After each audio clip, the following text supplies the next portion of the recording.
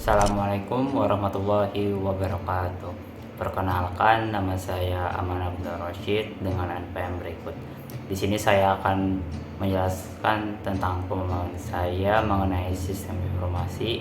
Sebelum menuju definisi dari sistem informasi, mari kita lihat kata dari sistem informasi. Kata sistem informasi terdiri dari dua kata, yaitu sistem dan informasi. Mari kita bahas apa itu sistem. Menurut Jerry Fitzgerald, sistem adalah suatu kumpulan atau himpunan dari unsur-unsur atau komponen-komponen yang saling berinteraksi untuk mencapai tujuan tertentu. Bisa disimpulkan, sistem adalah kumpulan dari elemen-elemen yang saling berinteraksi dan bekerja sama untuk mencapai tujuan. Misalnya, kita bayangkan sebuah taman di sekolah. Taman ini terdiri dari berbagai elemen, ada tanaman, air mancur, bangku, dan jalan setapak. Semua elemen tersebut bekerja sama untuk menciptakan taman yang nyaman dan indah. Nah, sistem ini terdiri dari berbagai komponen, yaitu tujuan. Suatu sistem harus memiliki tujuan mengapa sistem tersebut dirancang. Kedua, ada input. Suatu sistem memerlukan inputan atau masukan. Lalu ada proses. Sistem akan memproses dari inputan atau masukan untuk menghasilkan keluaran. Output atau keluaran. Sistem akan menghasilkan keluaran dari pemrosesan masukan atau input. Lalu ada feedback mechanism. Sistem akan dilakukan feedback untuk dievaluasi untuk membuat sistem menjadi lebih baik agar lebih sesuai dengan tujuan sistem tersebut dirancang. Lalu ada karakteristik sistem. Nah, karakteristik sistem sebagai berikut. Pertama, ada komponen. Sistem terdiri beberapa elemen atau komponen yang saling berinteraksi. Komponen ini bisa berupa subsistem atau sistem yang lainnya. Nah, contohnya jika kita ilustrasikan dengan taman adalah tanaman bunga, air mancur, jalan setapak, dan bangku. Ini merupakan komponen-komponen dalam taman. Lalu ada batas atau boundary. Setiap sistem memiliki batasan yang memisahkannya dari lingkungan eksternalnya. Batas ini menunjukkan di mana sistem dimulai dan berakhir, serta membedakan mana yang menjadi bagian dari sistem dan mana yang tidak. Jika kita ilustrasikan dengan taman tadi, pagar di sekitar taman adalah batasnya yang memisahkan taman dari area lain seperti lapangan atau ruangan kelas. Lalu ada lingkungan luar. Apapun yang di luar sistem atau dari di luar batas sistem yang mempengaruhi operasi sistem dapat menguntungkan ataupun merugikan. Pada taman, orang, cuaca adalah lingkungan luar yang bisa mempengaruhi sistem taman. Orang ini bisa saja mungkin merusak taman atau cuaca yang buruk untuk bisa merusak sistem taman tersebut. Lalu ada input dan output. Setiap sistem menerima masukan input dan menghasilkan keluaran atau output sebagai hasil dari proses yang terjadi di dalam sistem. Masukan bisa berupa data atau material yang diolah untuk menghasilkan keluaran. Pada taman bisa kita lihat masukannya adalah air dan pupuk dan akan diproses dan menghasilkan bunga-bunga yang indah. Lalu ada penghubung atau interface. Media penghubung antar subsistem yang memungkinkan mengalirnya sumber-sumber daya. Nah, pada taman tadi bisa kita lihat penghubung antara elemen-elemen yang lainnya ada jalan setapak, yaitu menghubungkan satu bagian taman dengan bagian lainnya seperti dari bangku ke air mancur ataupun air mancur ke bunga-bunga. Lalu ada proses. Nah, proses adalah suatu bagian yang mengubah masukan menjadi keluaran. Nah, pada taman tersebut bisa kita bayangkan pupuk dan air itu diolah untuk menjadi atau menghasilkan bunga-bunga yang indah. Lalu ada tujuan. Nah, sistem dirancang untuk memiliki tujuan atau goals. Masukan sistem akan sangat menentukan bagaimana keluaran yang akan dihasilkan yang merupakan tujuan sistem tersebut dirancang. Nah, pada taman bisa kita bayangkan jika kita ilustrasikan, tujuan taman adalah untuk memberikan tempat istirahat dan keindahan bagi pengunjung. Nah, sebelum kita lanjut ke definisi informasi, mari kita lihat apa itu definisi dari data. Nah, menurut MacLeod, data adalah kenyataan yang menggambarkan suatu kejadian atau event. Data terdiri dari kata dan fakta yang secara relatif tidak berarti bagi pemakainya. Nah, data ini bisa kita bayangkan berbagai fakta-fakta, tapi tidak ada maknanya untuk kita. Bisa kita bayangkan ada sekumpulan huruf. Nah, sekumpulan huruf ini tidak bermakna kan untuk kita. Nah, inilah apa yang disebut dengan data. Atau mari kita lihat data pada berikut ini. Nah, ini merupakan pada gambar ini merupakan data penjualan mobil dari tahun 2010. Pada data tersebut ini tidak bermakna bagi kita. Mari kita lihat definisi dari informasi. Menurut James O'Brien dan George Marcus, informasi adalah data yang telah diatur atau diolah untuk memberikan nilai kepada penerima dalam proses pengambilan keputusan. Informasi merupakan kumpulan data-data yang telah dianalisis dan diproses dan dapat memberikan makna kepada orang yang memerlukannya dan dapat digunakan untuk mengambil keputusan. Nah, jika kita kumpulkan data-data penjualan mobil tersebut dan kita olah, maka kita bisa melihat pada data-data berikut, maka kita dapat menyimpulkan bahwa penjualan mobil Toyota naik dari tahun ke tahun. Nah, kita dapat informasi bahwa mobil Toyota mendapatkan kenaikan penjualan. Nah, jadi data adalah sekumpulan fakta-fakta yang tidak bermakna dan informasi adalah sekumpulan data yang telah kita olah agar bermakna. Lalu selanjutnya ada definisi dari sistem informasi. Menurut Robert A. Leith, suatu sistem di dalam suatu organisasi yang mempertemukan kebutuhan pengolahan transaksi harian, mendukung operasi, bersifat manajerial dan kegiatan strategi dari suatu organisasi, dan menyediakan pihak luar tertentu dengan laporan-laporan yang diperlukan.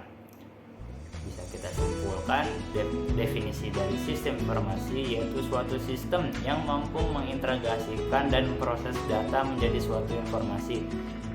Jadi sistem informasi itu sistem yang dapat mengolah data-data dan data-data tersebut menghasilkan keluaran yaitu berupa informasi.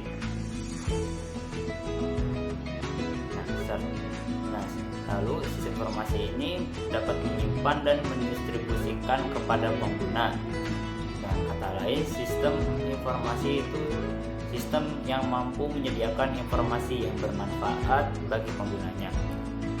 Selanjutnya ada komponen dari sistem informasi. Komponen dari sistem informasi yang pertama ada pemakai, lalu ada tujuan, aktivitas, data, teknologi, model, dan pengendali. Lalu ada aktivitas dari sistem informasi.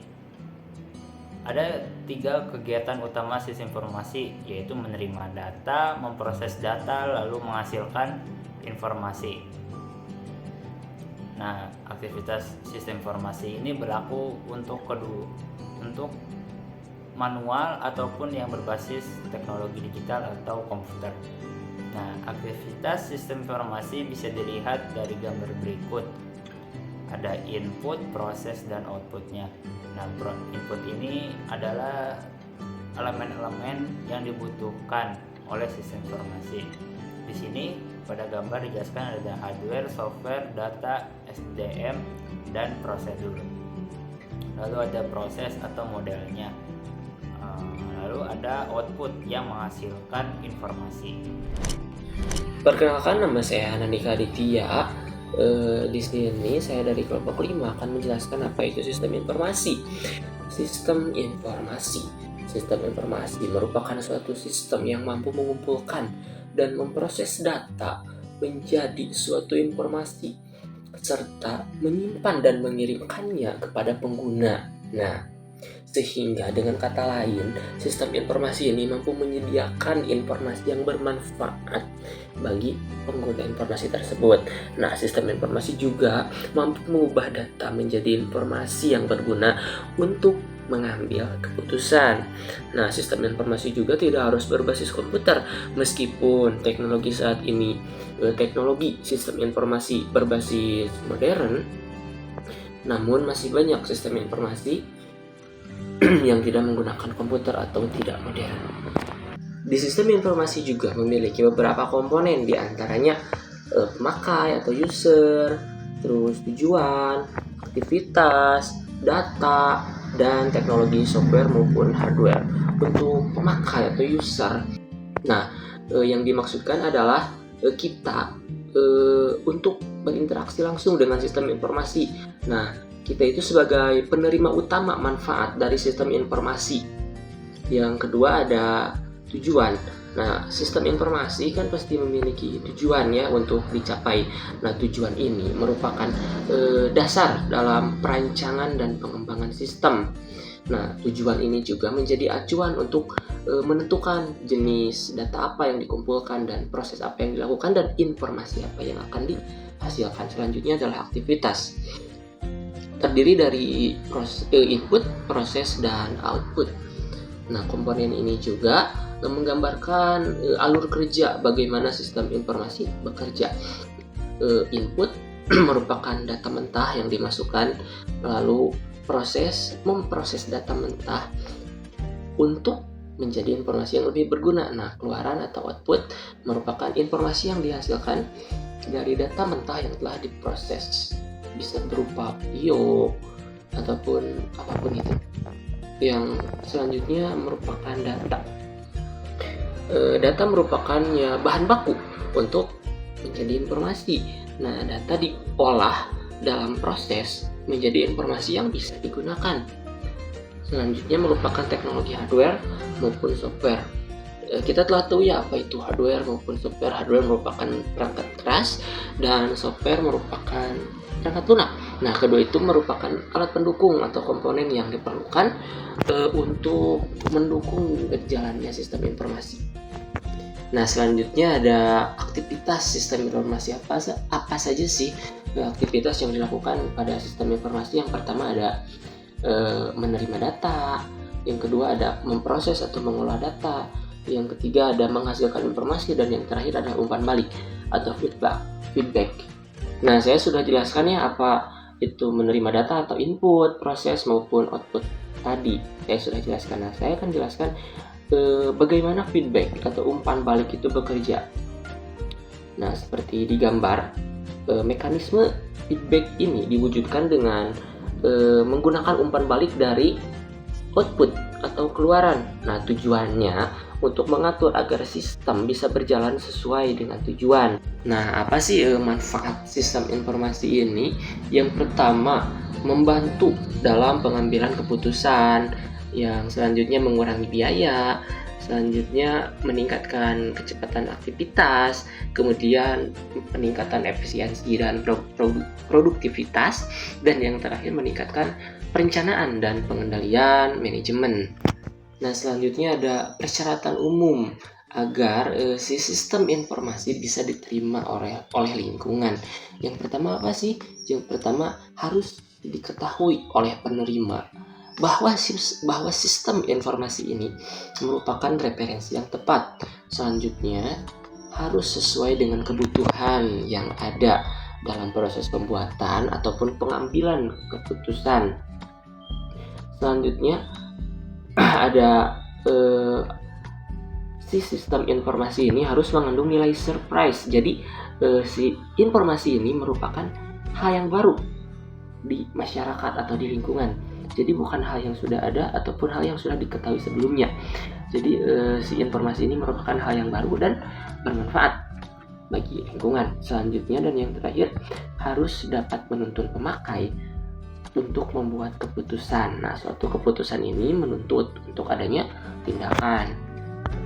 Nah, mengenai sistem informasi, ada beberapa sifat sifat sistem informasi, diantaranya yang pertama pemrosesan informasi yang efektif, selanjutnya manajemen informasi yang efektif, kemudian keluasan, dan yang terakhir kepuasan pemakai. Untuk pemrosesan informasi yang efektif, diantaranya ada akurasi, kecepatan, konsistensi, dan efisiensi. Untuk manajemen informasi yang efektif, diantaranya pengumpulan data sistem yang memiliki mekanisme efisien untuk mengumpulkan data sumber itu. Jadi pengumpulan data yang efisien. Selanjutnya ada keluasan atau fleksibel. Di antaranya ada adaptasi terhadap perubahan, mudah dikembangkan, dan yang terakhir skalabilitas.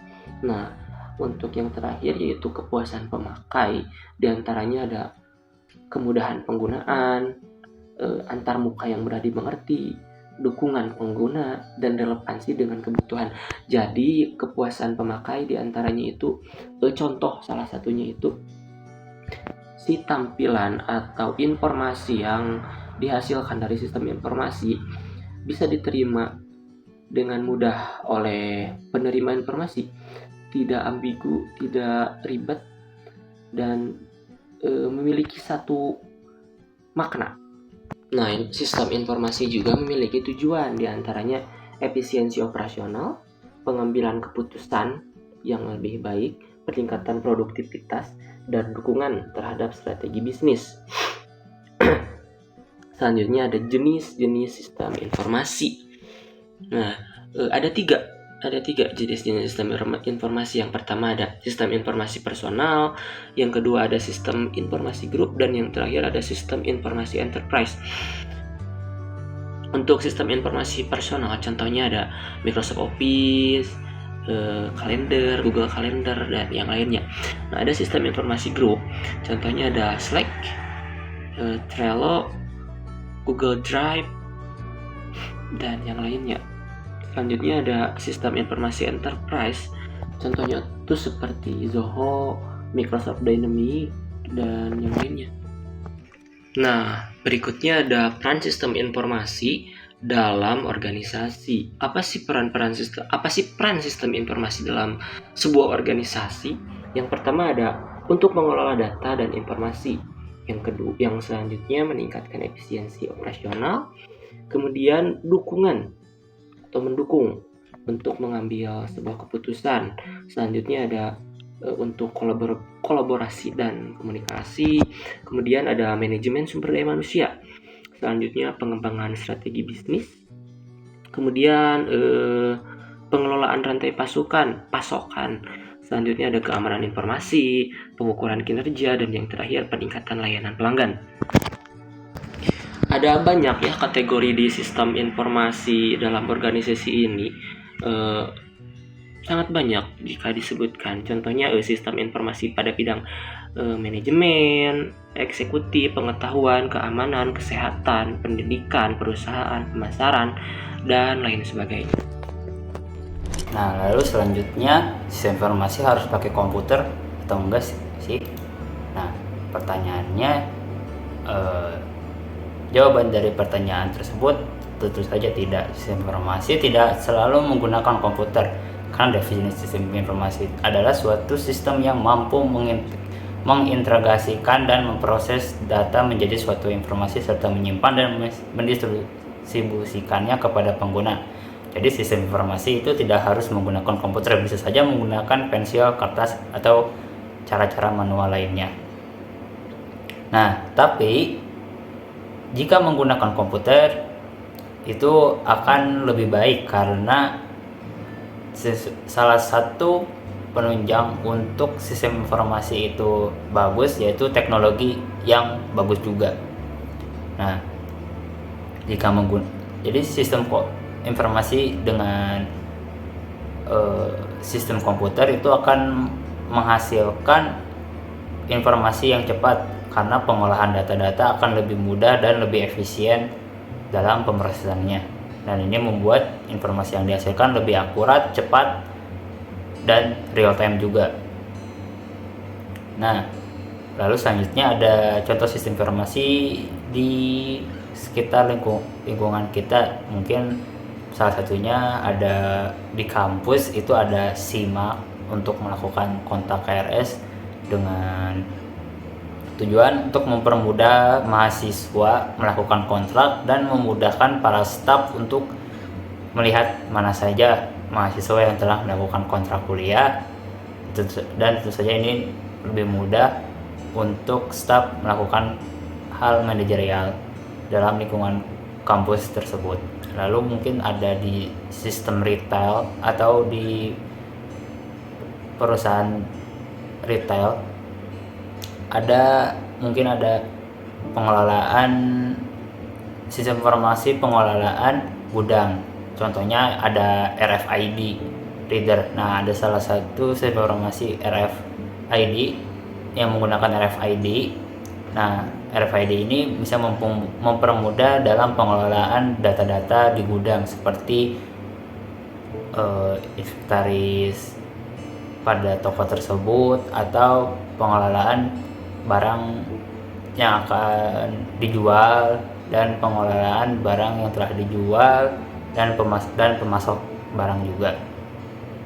Nah, ini untuk mempermudah para staf-staf toko tersebut untuk melakukan pengelolaan barang pada gudang tersebut. Perkenalkan, nama saya Fahmi Adim Dabhan dengan NPM 2470011111042. Pada kesempatan kali ini saya akan membahas apa itu SIM. Apa itu Sistem Informasi Manajemen? Sistem Informasi Manajemen yang disebut juga SIM adalah sistem yang dirancang untuk membantu organisasi atau bisnis dalam mengelola informasi dan proses bisnis mereka dengan lebih efektif serta lebih efisien. Nah, setelah mengetahui definisi dari SIM, kita akan membahas manfaat dari sistem informasi manajemen. Terdapat beberapa manfaat dari SIM nih. Yang pertama, meningkatkan efisiensi operasional. SIM membantu meningkatkan efisiensi operasional dengan mengotomatiskan tugas-tugas administratif. Yang kedua, mengurangi biaya. SIM dapat mengurangi biaya operasional dengan mengotomatiskan tugas-tugas administratif dan mempercepat proses bisnis. Yang ketiga, meningkatkan pengambilan keputusan. SIM membantu meningkatkan pengambilan keputusan dengan menyediakan informasi yang akurat, terkini, dan relevan. Yang keempat, meningkatkan kualitas produk dari layanan. SIM membantu meningkatkan kualitas produk dan layanan dengan memberikan informasi yang lebih akurat dan terkini tentang pelanggan, permintaan, dan kebutuhan pasar. Selain dampak positif, ada juga dampak negatifnya nih. Yang pertama, mengurangi tenaga kerja dan peningkatan pengangguran. Dikarenakan SIM dapat mengotomatiskan beberapa tugas, otomatis lapangan pekerjaan tersebut tidak lagi dibutuhkan oleh perusahaan, yang dimana tingkat pengangguran akan meningkat. Yang kedua, ketergantungan dengan sistem. Sistem mempermudah pekerjaan dengan meningkatkan kecepatan dan akurasi. Sistem juga mengotomatiskan tugas-tugas rutin, sehingga beberapa perusahaan lebih mengandalkannya untuk efisiensi kerja. Yang terakhir, rentan kebocoran data. Data yang disimpan secara digital mudah mengalami kebocoran karena menyimpan data dan mengelola banyak informasi sensitif seperti data keuangan, data penjualan, data operasional, dan lain-lain. Sehingga kalau mengalami kebocoran akan sangat merugikan perusahaan. Setelah mengetahui definisi, dampak, dan lain-lain, kita akan membahas struktur sistem informasi manajemen. Struktur sistem informasi manajemen terdiri dari beberapa tingkatan atau lapisan sebagai berikut. Yang pertama, SIM tingkat operasional. Fokusnya adalah pada transaksi sehari-hari dan aktivitas operasional dasar dalam bisnis. Sistem di level ini meliputi sistem pemrosesan transaksi yang bertugas mencatat, memproses, dan menyimpan transaksi harian seperti penjualan, penerimaan barang, dan pembayaran. Yang kedua, SIM tingkat manajerial. Berperan dalam pengolahan informasi untuk mendukung pengambilan keputusan taktis dan pengelolaan sumber daya. Menyediakan laporan serta analisis untuk membantu manajer dalam perencanaan. dan pengambilan keputusan. Yang ketiga, SIM tingkat strategis.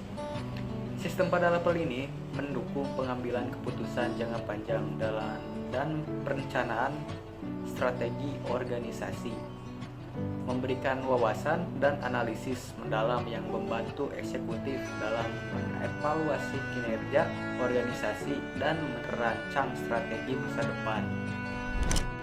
Perkenalkan, nama saya Muhammad Rafi Alfansyah dari kelompok 5 dengan NPM 2477 007 111 049. Saya dari kelas B.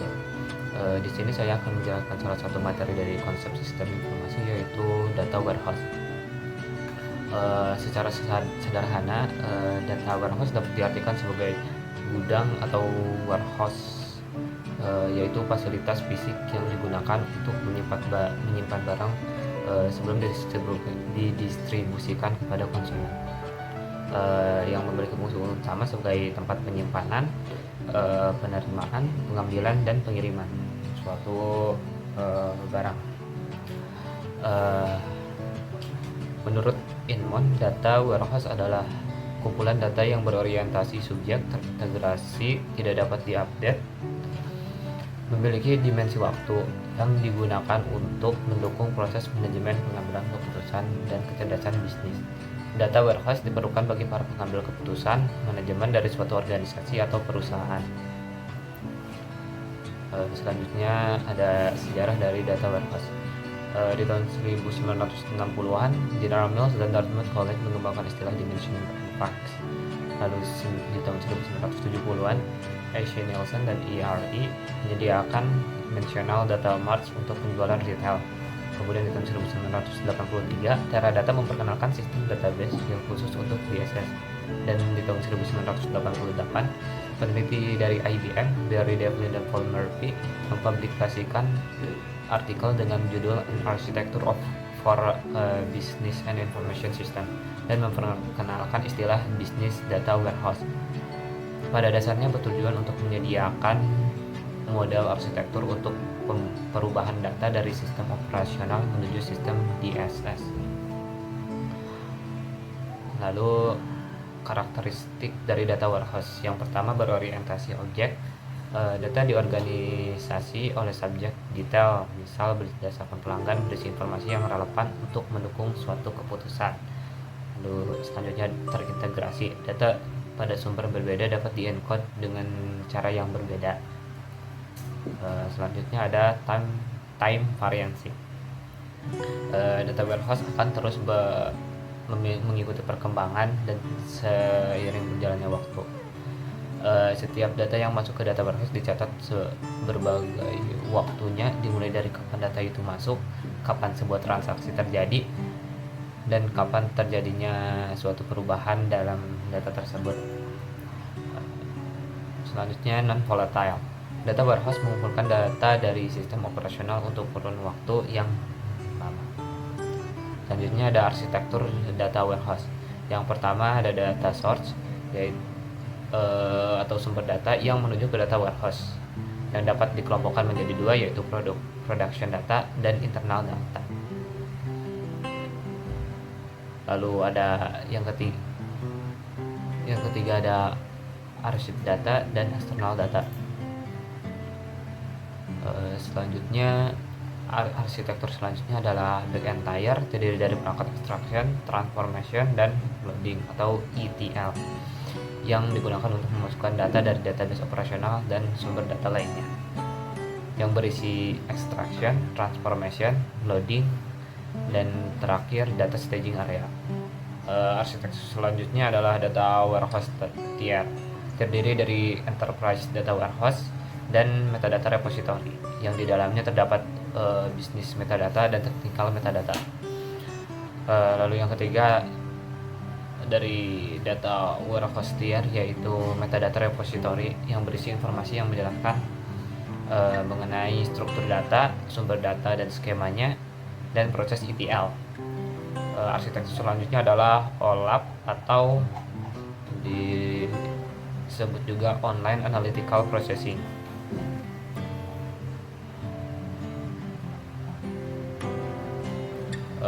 OLAP di sini menyajikan pengguna bisnis dengan data multidimensional. Di dalamnya terdapat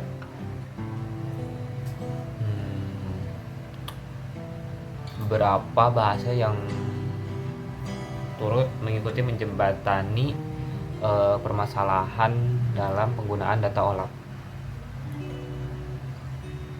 Arsitektur selanjutnya adalah front-end tier, digunakan untuk analisis dan visualisasi data. Tingkatan ini berisi client tools yang memungkinkan pengguna untuk memanfaatkan konten dari data warehouse. Selanjutnya ada jenis-jenis arsitektur data warehouse. Gambarnya bisa terlihat di sini. Jadi yang pertama ada centralized data warehouse. Jenis arsitektur ini memperhitungkan kebutuhan informasi tingkat perusahaan dan tidak melibatkan data mart terpisah. Lalu yang kedua ada independent data marts, yang berkembang pada perusahaan yang unit organisasinya mengembangkan data mart sendiri untuk tujuan spesifik dari unit organisasi tersebut.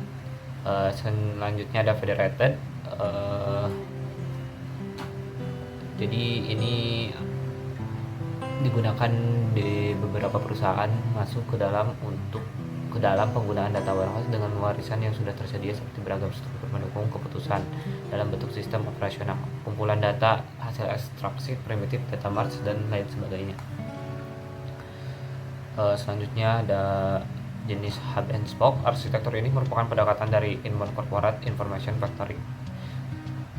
Lalu yang terakhir ada data mart bus. Pengembangan data warehouse dengan arsitektur ini dimulai dengan menganalisis kebutuhan untuk subjek bisnis yang spesifik seperti pesanan, pengiriman, tagihan, klaim asuransi, penyewaan mobil, dan lain sebagainya. Lalu ada tugas data warehouse, satu sebagai pembuatan laporan, kedua sebagai online analytical processing atau OLAP, ketiga sebagai data mining, yaitu merupakan proses untuk menggali pengetahuan dan informasi baru dari data yang berjumlah banyak pada data warehouse dengan menggunakan kecerdasan buatan atau artificial intelligence.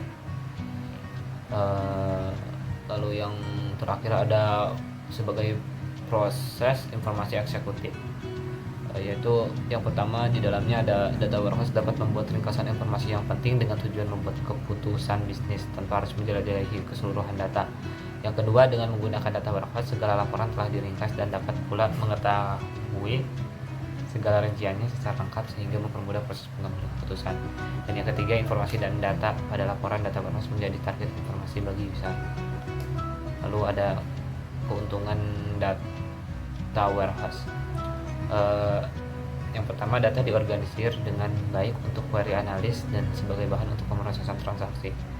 Selanjutnya ada perbedaan di antara struktur data yang heterogeni atau berbeda-beda pada beberapa sumber terpisah dapat diatasi. Kemudian aturan untuk transformasi data diterapkan untuk memvalidasi dan mengkonsolidasi data apabila data dipindahkan dari database OLTP ke data warehouse.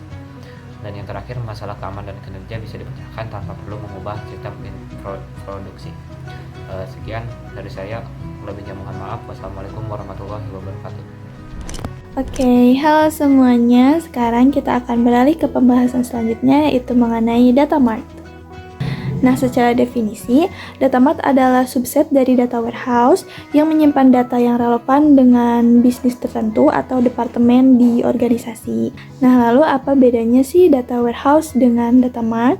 Jadi, bila diibaratkan ya, data warehouse itu seperti sebuah perpustakaan. Nah, data mart itu rak-rak buku di dalam perpustakaan tersebut. Jadi data mart adalah bagian dari data warehouse gitu.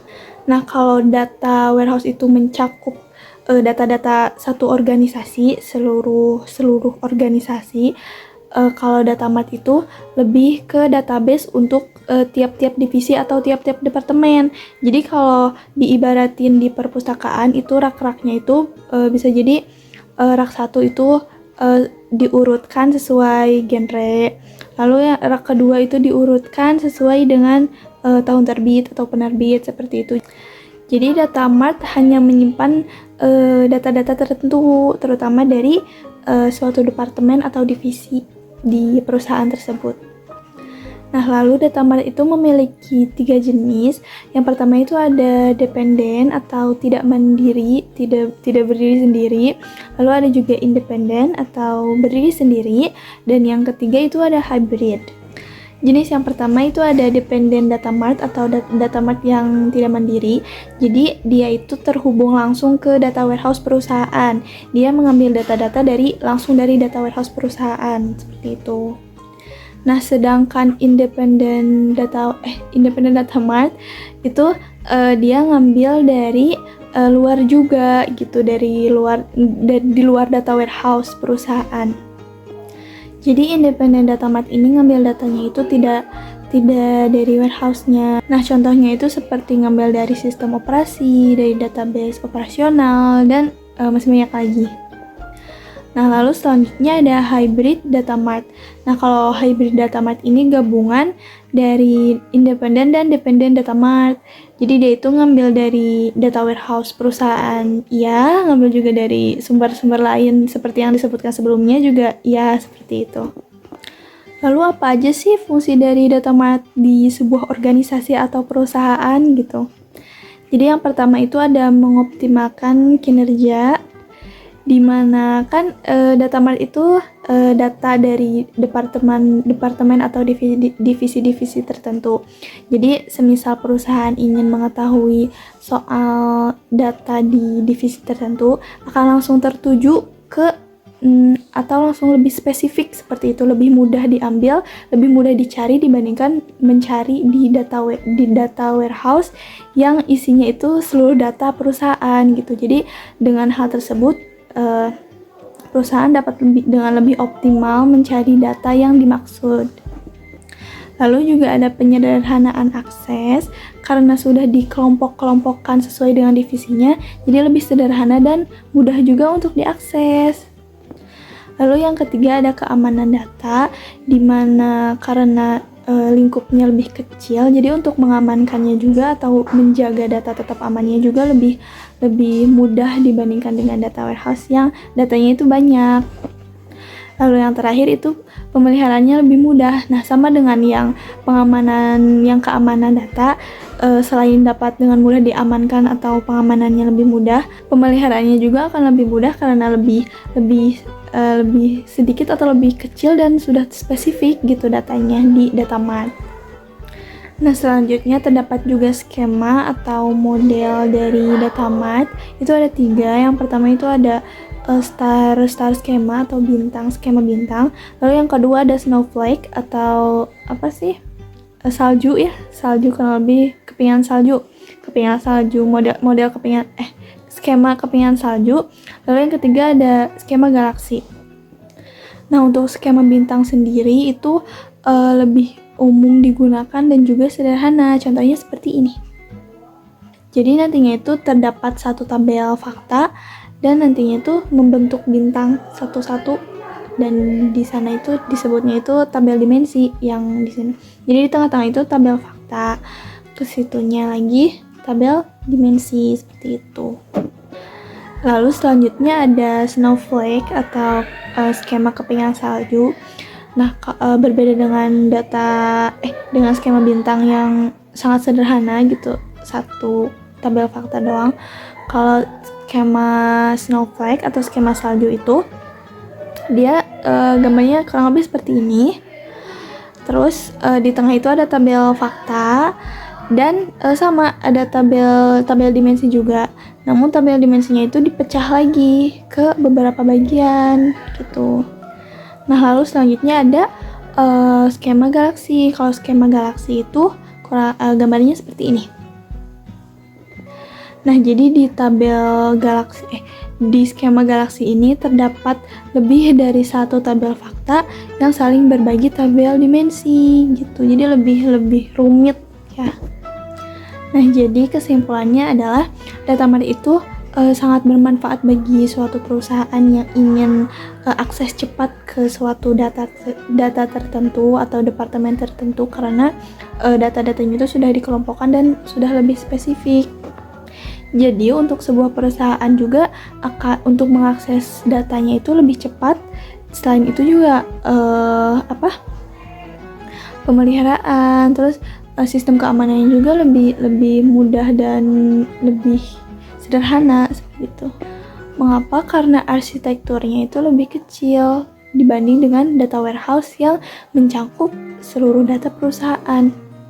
Lalu juga data mart itu memiliki 3 jenis. Yang pertama itu ada dependen atau tidak mandiri, dia ngambil data dari data warehouse. Lalu yang kedua itu independen atau mandiri, dia ngambil data dari sumber-sumber lain. Dan yang ketiga ada hybrid data mart, dia gabungan dari dependen dan independen, di mana dia ngambil dari data warehouse dan juga ngambil dari luar data warehouse. Nah, terus manfaat-manfaatnya, beberapa manfaat yang didapat dari penggunaan data mart di sebuah organisasi atau perusahaan itu mencangkup beberapa poin. Ada pengoptimalan kerja, lalu ada penyederhanaan akses, lalu juga keamanan data yang lebih mudah mengamankan datanya. Dan yang terakhir, pemeliharaannya juga lebih mudah. Dan untuk skema yang terdapat di data mart itu ada 3 jenis. Yang pertama ada skema bintang, lalu ada skema snowflake atau kepingan salju, lalu yang terakhir ada skema galaksi. Dan sekian dari saya. Assalamualaikum warahmatullahi wabarakatuh.